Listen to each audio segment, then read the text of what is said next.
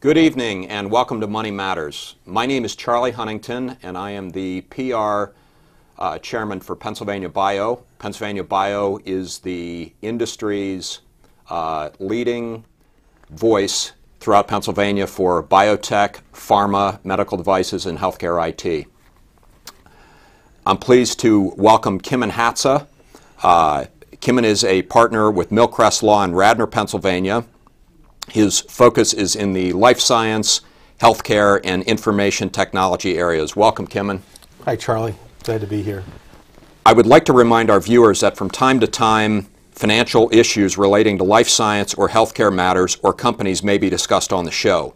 These discussions are not and should be not viewed as financial advice.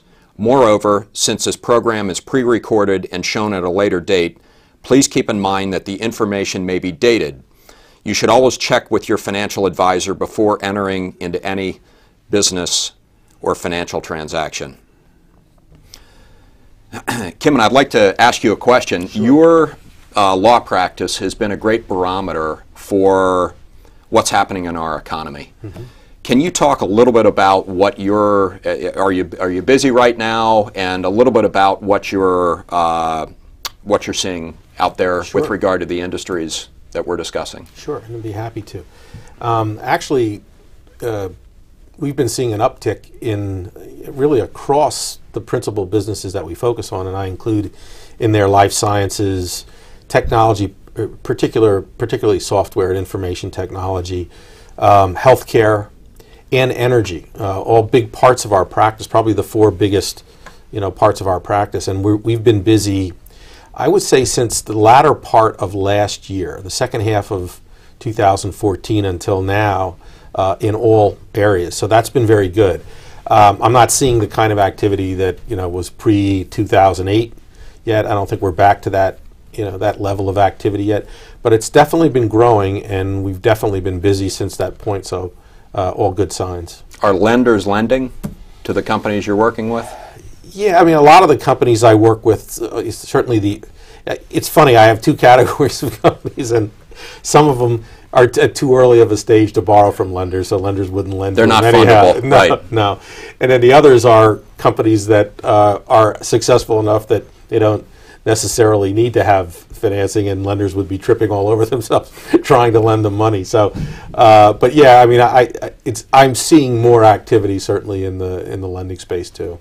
It's great. Thank you. Mm-hmm. Well, here's how you can send your questions to Money Matters to be answered on a future broadcast. On Money Matters, please go to our website, money-matterstv.com. On our homepage, click on the banner on the right that says Send Us Your Questions. While you're on our website, you can find information about our hosts and guests, as well as show notes and links about this show and past shows. Money Matters is also available as a podcast on iTunes and Stitcher, so you can listen to Money Matters while you're on the go. That website address, again, is money, M-O-N-E-Y, -matters, M-A-T-T-E-R-S, TV.com. It's with great pleasure that I'd like to welcome Matt Cabrey to our show. Matt is Executive Director of Select Greater Philadelphia. Prior to joining Select, Matt had leadership roles with Shire, PNC Bank, Keystone Mercy Health Plan, and the American Red Cross. He began his professional career in radio producing public affairs programs and sporting events. Matt has served on the board of the Greater Philadelphia Chamber of Commerce and is a past board member of the Arts and Business Council of Philadelphia. He's a member and past chairman of the Philadelphia Public Relations Association, known as PPRA, and is the 40th inductee into the PPRA Hall of Fame. A graduate of Penn State, Matt earned a Bachelor of Arts in Journalism with a minor in Sociology and studied Mass Communications at Manchester University in England. He's a proud native of Philadelphia's Overbrook neighborhood and resides with his wife and 3 children in Chester County, Pennsylvania. Welcome, Matt. It's great to be here, Charlie. Thanks for having me. Sure. Can you tell us about Select Greater Philadelphia and how you are related to the Chamber of Commerce? Absolutely, I'd be privileged to. So Select Greater Philadelphia is the business attraction entity for our Greater Philadelphia community. and you had asked about the Greater Philadelphia Chamber of Commerce connection. We're actually part of the Greater Philadelphia Chamber of Commerce. We are a unit of and integrated into the Chamber, and it's what I would refer to really as the business attraction / economic development arm of the Greater Philadelphia Chamber of Commerce. Okay. So give us an idea of how does this come about? Would I find you at a foreign trade show, or how are you getting the word out about the area, and what exactly is the area? Yeah, no, that's a great question. So it is important to start with what we refer to as our neighborhood.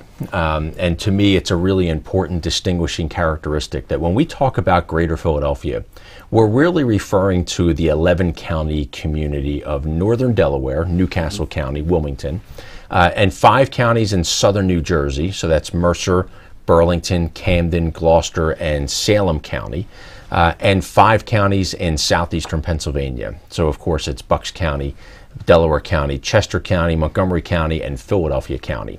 So that 11-county community really is what I like to refer to, and I encourage others to think about it this way, as our neighborhood. It's where we live, it's where we work, it's where we play, it's where we grow our businesses, and it's really a series of communities that provide some distinguishing characteristics for not only businesses who are already based here to expand and grow, but to really be the home for a company from outside the region that's thinking of coming to either the U.S. or coming to the East Coast and expanding their operations and establishing an office in this community. Okay. Yeah. And Matt, how are you funded? Yeah. So we're totally funded by corporate partners who believe in what we do. And I think it's important, Charlie, for us to expand on that a little bit. Okay. So what we do. I mentioned a moment ago, are the business attraction entity for the neighborhood. And when I say business attraction, we really are the team across the community that is telling the story of the assets from a business perspective of the 11-county neighborhood. So workforce development, for example, education characteristics that really distinguish this area. The cost of doing business compared with other major regions along the East Coast or the U.S., North America, the rest of the world. So I often will share with folks as a way to help clarify our approach in that we are not what I would refer to as an economic development organization, not in the true sense of the word, or the phrase, I should say. An economic development organization has a toolkit that's mostly filled with dollars that they can use as tax incentives, either at the county level, at the state level, and those tax incentives could be in the form of job training credits. It could be in the form of job creation. It could be related to real estate or property considerations. And it could be in the form of a low-interest loan. So these incentives are really managed at the state and county level when it comes to incentivizing organizations to choose one particular community over another particular community. Okay. So when I say we do business attraction, we really are telling the story, and then when a project comes our way through our gateway, is what I like to refer to it as, that's where we partner with our economic development team, and we introduce the project, and we collaborate, and we work together as a unit to advance that project from concept to reality. Okay. Yeah. Okay. Can you outline for our viewers what selects 4 focused areas in terms of providing services to the greater Philadelphia area? Yeah, absolutely. And the best place to start is really with what I call our 4 buckets. The first is marketing and communications. So obviously, as a business attraction entity where we tell the story of the business assets of the greater Philadelphia region, we begin with marketing and communications activities. So how do we best communicate not only nationally and internationally these assets that we have, but how do we also communicate them across the region so that other folks who live and work here appreciate what those assets are? So that's the first bucket. And the second is business expansion services. And I'll just go through the next two and then come back to each of them. So following business expansion services, it's what I refer to as connector and collaborative services. And then fourth is something called research services. And oftentimes these four buckets will kind of tumble in a specific order. It doesn't always happen this way, but in that order of, if we do marketing and communications well, then we'll be busier with business expansion services. We'll tap into our connector and collaborative services operations, and that'll all be supported by our research services team as well. So marketing and communications is pretty straightforward. It's investing in through paid media, earned media, presentations, and a variety of marketing and communications activities with a variety of audiences, the assets of this community. Business expansion services gets a little bit more nuanced. If we do our marketing and communications well, our phones go to ring more. And our business expansion services team will receive these incoming inquiries. Oftentimes they're from business leaders. Oftentimes they're from site selectors who are professional in the real estate community working on behalf of a corporation. Sometimes it's a representative of a company who leads their global real estate portfolio, for example, and they're being charged with exploring the options for where to expand. So our business expansion services team will receive that call. They'll listen to the criteria, and they'll figure out where are the best ways to connect this project with members of our business, civic, and real estate community and economic development community. So to give you an example, we may get a call from a global manufacturer who's looking for a warehouse space, light manufacturing space, office space. They want to be near significant highway infrastructure. They may want to be near an airport. They may want to be near a port because they ship overseas. So there are some of the criteria components that will be shared with us that help to formulate our path forward and connecting with an economic development partner in a certain part of the 11-county region that fits into that criteria.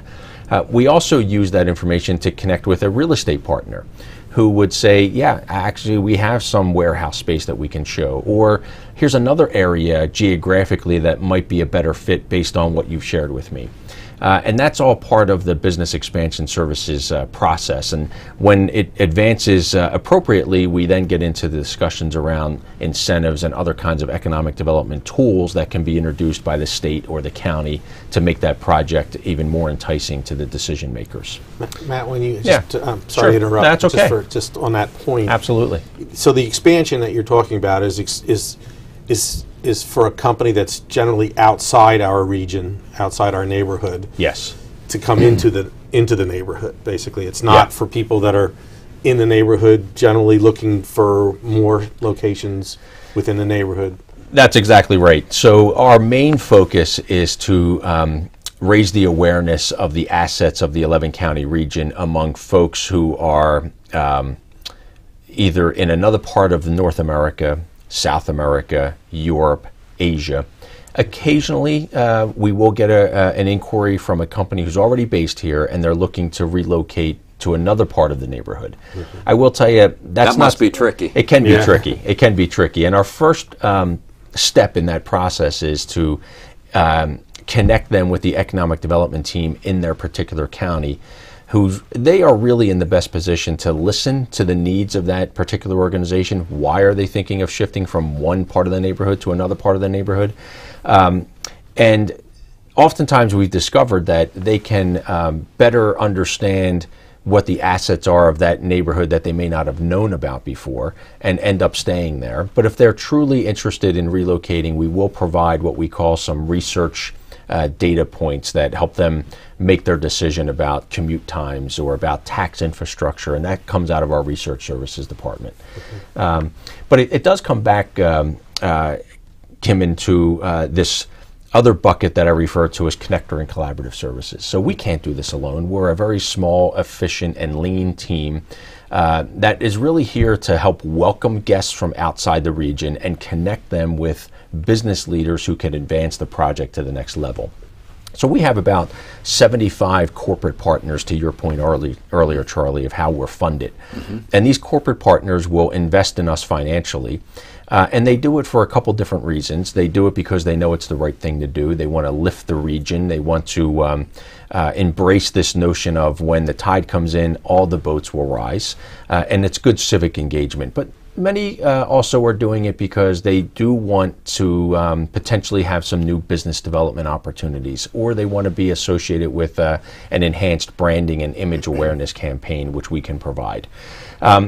So when a project comes in, we like to connect them to a service partner, to a real estate partner, to a financial services institution, to a variety of like-minded folks who can help advance that project to the next level. And it's not always in the business community. The connector and collaborative services transfers over to our economic development teams and to our civic leadership, so legislators, also appointed officials within the political arena that are charged with advancing economic development in their communities. We introduce them to those experts who can also help advance the project.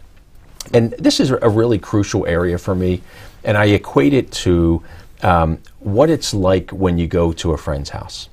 How do you want that friend to feel when they walk into your home, and how do you want to feel when you walk into a friend's home? And when I encourage our team to think about the context of welcoming guests into our neighborhood in this way, it really helps folks understand that it's about the relationships that we develop and connect with other folks, especially folks from other cultures who may be coming to the United States for the first time. They're visiting multiple cities. We want them to leave the greater Philadelphia region with this feeling of, wow, that was a really great experience. And I can't tell you how much I enjoyed coming to Philadelphia. First of all, I didn't know all that Philadelphia had to offer, but equally important, the warm reception, the people connections we made were so significant. And that's what we want folks to reflect on when they're boarding that plane or deboarding the plane back in their home country, so that they would ultimately say, I want to go back to Philadelphia. I want to open a shop in Philadelphia because of that great reception I got from the business community through the team at Select Greater Philadelphia. Are we unique in having an organization like Select, or do you have counterparts in all 50 states? Well, I like to think we're unique, but the reality is we are one of many who do a similar kind of awareness building in other parts of the country. And it's a good thing. And frankly, we're a little bit late to the game, if you will. Select Greater Philadelphia has been in place since 2003, 2004 timeframe. Okay.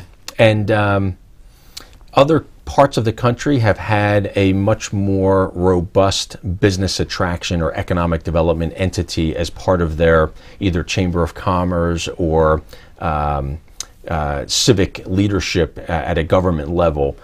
Some that we've done research on go back almost 100 years, believe it or not. Wow. So the foresight that these organizations had to really attract folks to their community was significant. And that may go back to the fact that Philadelphia has been a very well-established community across the 11-county region.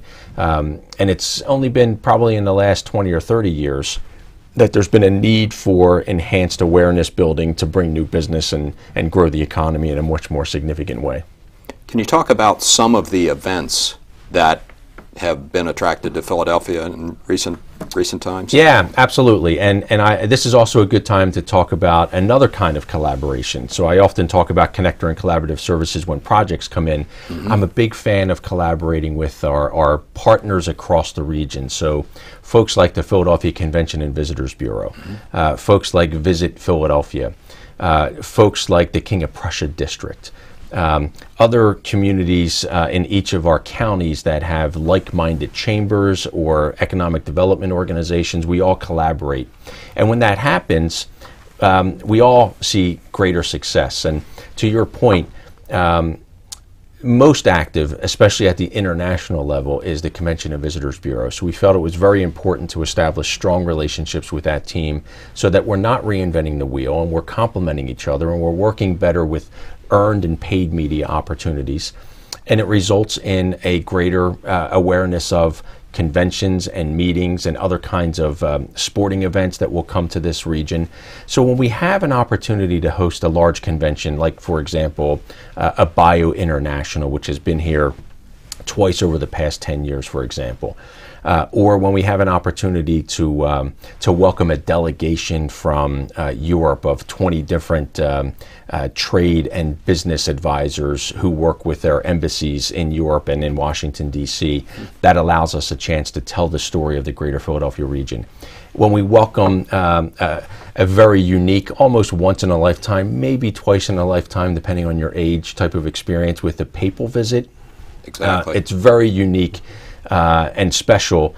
A convention like a political convention, whether it's the Republican National Convention that occurred in 2000, the Democratic National Convention, it's really an opportunity to highlight and showcase the things that we do every day in a much more concentrated way. I remember you mentioned bio twice in the last 10 years. Yes. It's been in Philadelphia, and I remember the statistic I'm about to throw out there is from 2005 when it was last here, and back then it was the second most coveted convention because it was sticky, right? People would come in and stay Absolutely. in the country. And the only one that surpassed it were the political conventions, Yeah. the Republican and the Democratic conventions. Yeah. So I think for Philadelphia to host those, it's amazing. Absolutely. And it says something about our marketability with respect to the other 50 states. It really does, and it goes back to some of the assets that are either unknown or underappreciated, if you will. So a convention around life sciences that can bring 15 to 20,000 guests, sometimes more, to a region is really significant, and it accentuates the long time and often overlooked asset of the life sciences community in the greater Philadelphia region, and how it ties in with the old notion of education and medicine, the eds and meds approach to communicating the assets of the region, and how that ties in with the highly educated workforce that's here, and the desirability for a company to locate here because of that experience and the expertise in a particular area. Again, whether it's life sciences or chemicals, energy, and manufacturing is again part of the DNA of the 11 county neighborhood of greater Philadelphia that really distinguishes our space in a way that other regions can't say. Yeah. Matt, Thank you. You recently had a very successful campaign to bring the Angel Capital Association to Philadelphia. Can you tell our viewers a little bit about that? Absolutely, and this is one we stumbled into a little bit, and it was what I would call somewhat opportunistic, but many things in life present themselves, and how we respond to those opportunities will make a difference. So we were attending a meeting where we became aware of an organization called the Angel Capital Association, the ACA, and they were looking to host their annual summit, potentially in Philadelphia or another part of the country. And they go to several different major cities, as you can imagine, that are known as convention cities, like San Diego or Boston or Chicago or DC or Philadelphia or New York. And we want them to come to Philadelphia.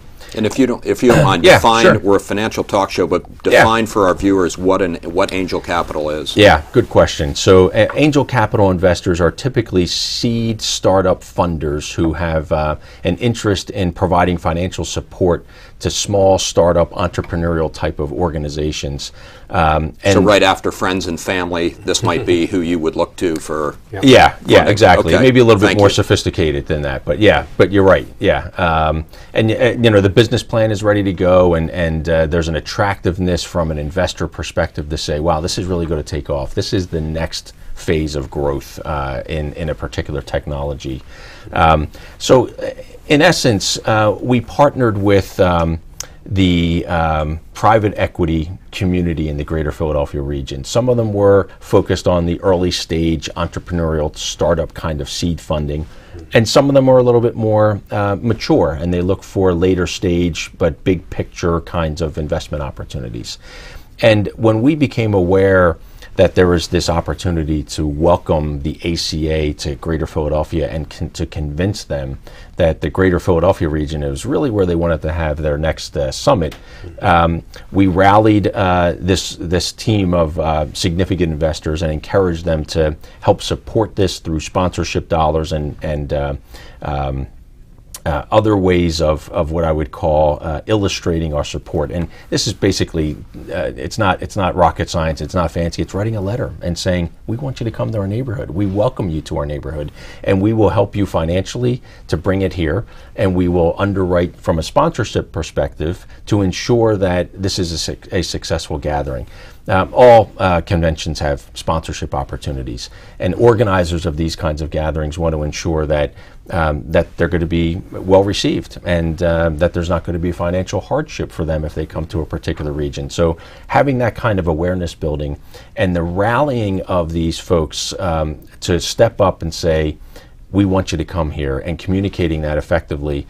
We were able to, within 20 minutes, get financial support from a group of local investors who said, I'm in, let me know how I can help. I'm in, let me know how I can help. And the organizers of the ACA Summit were made aware of all this, and it made their decision that much easier to say, we want to go to the greater Philadelphia region for our next summit as opposed to going to another part of the country. So we're really thrilled that they ultimately chose this area. It is coming up in May of 2016, okay. May 9th.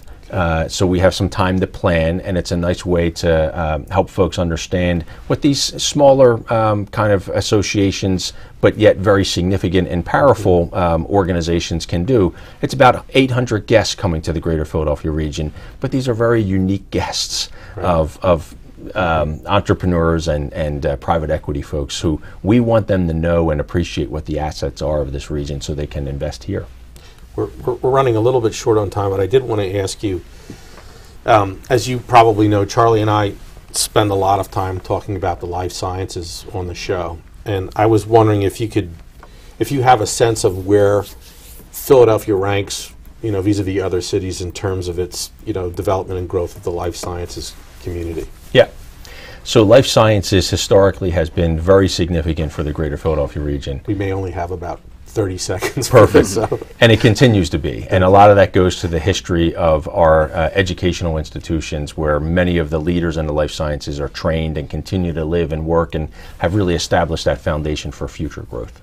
Okay. Matt, if our viewers want to learn more about Select Greater Philadelphia, can you give us your website? Absolutely. The most efficient way is selectgreaterphiladelphia.com. My email address is mcabrey@selectgreaterphila.com, which is why I get the two mixed up, but it's selectgreaterphiladelphia.com. Perfect. Okay. Thank you. You're welcome. Thank you. Really appreciate you joining us tonight on the show, Matt. Kimon, thank you very much, as always. Great job. My pleasure. I'd like to remind our viewers that our next episode is going to be with Stephen Shork. Stephen is behind the ShorkReport.com. It's a subscription service which provides comprehensive technical and fundamental daily views of the energy, cash, and derivatives markets. Thank you for joining us tonight, and we look forward to seeing you next time.